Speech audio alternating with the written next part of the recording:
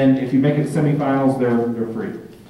So without further ado, our panel here is just going to chat a bit about some issues that are upcoming, or their attitudes toward government, toward what their job is. And we're going to have this very freestyle audience participation.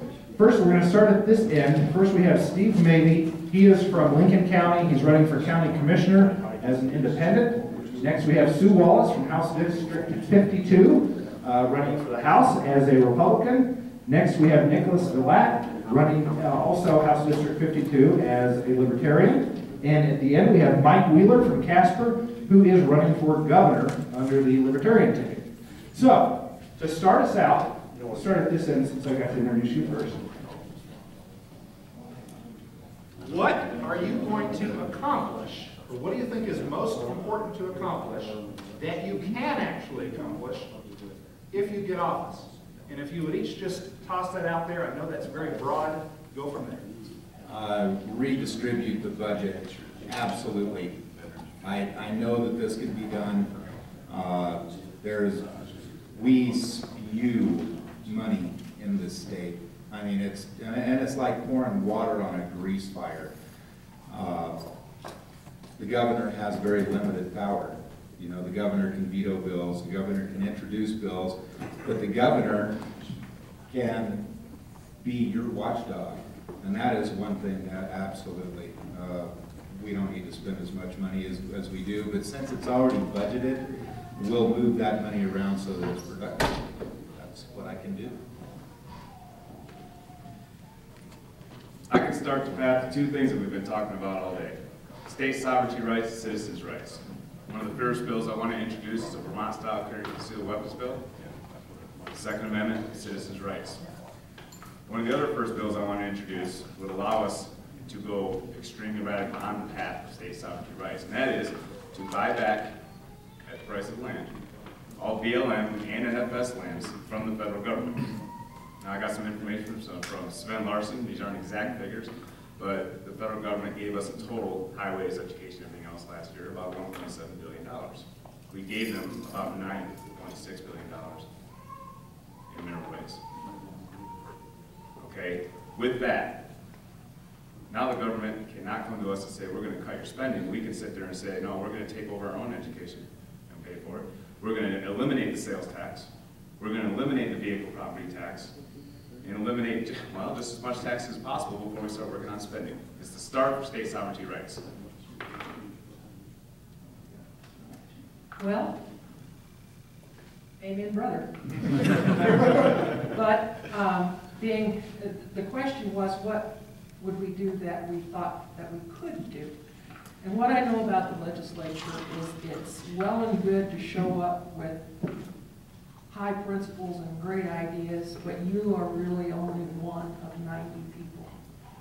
And then a guy who sits downstairs, who has an opportunity to put the kibosh on anything that you do. So, you know, with that in mind, you really can only do so much. And so one of my old mentors said, you know, there's really two kinds of legislators. There's the headline legislators that are always looking for a soundbite and an easy win without much effort. And then there are the incremental legislators who come back year after year and keep slogging away to try to do some things.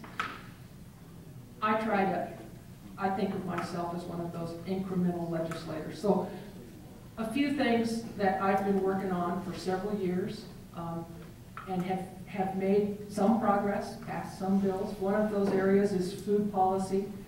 You know, we were able to pass a bill, the cottage food industry bill a few years ago that made it possible for people to sell cookies and jams and jellies at farmers markets.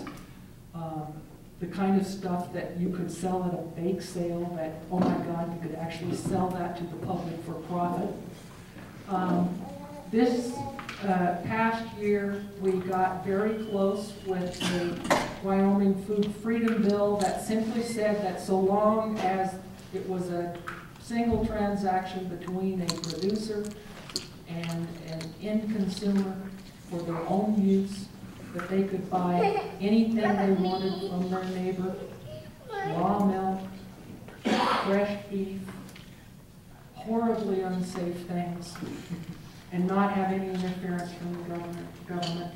And that sailed through the House, and we got it to the Senate, and the food Gestapo took it upon themselves to intimidate every meat processor in the state with the threat that the federal government, if we passed a bill that said I could buy beef from you directly, that the federal government would put every meat processor in the state out of business.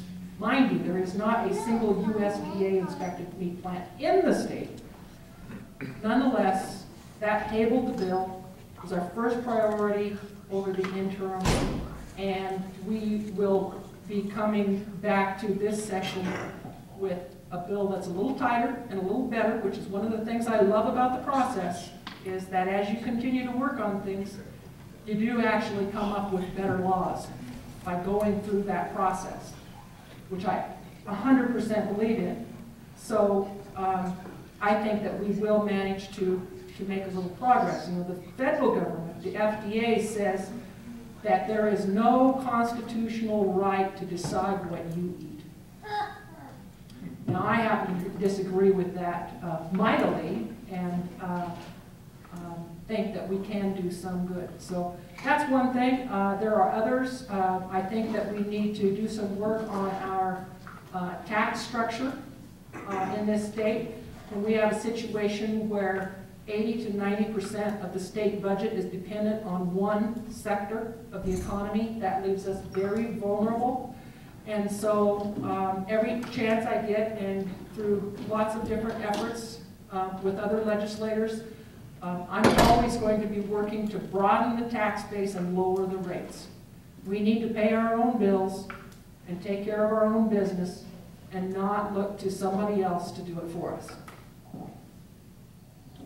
Thank you. I have two main things on my agenda.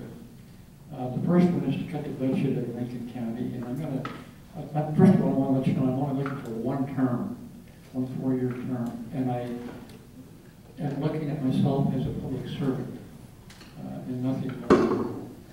The first place that I intend on cutting the budget is with my own salary as a commissioner. 60% of the people in the state of Wyoming that are working full-time with families earn less than $33,000 a year. Our commissioners in Lincoln County just got a raise of 10%. It jumped from $33,000 up to $36,000.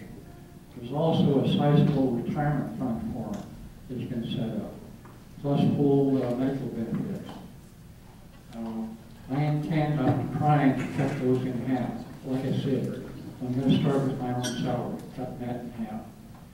Second thing is, Lincoln County is a very large county. We have 3 smaller communities or towns, Opal, LaBarge, and Cokeville, that are basically not represented as the county commissioners.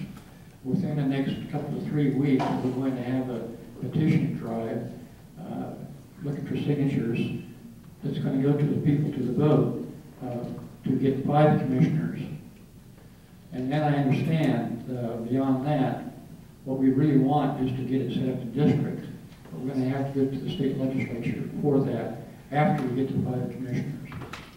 Anyway, that's the 2 main things that I'm looking forward to.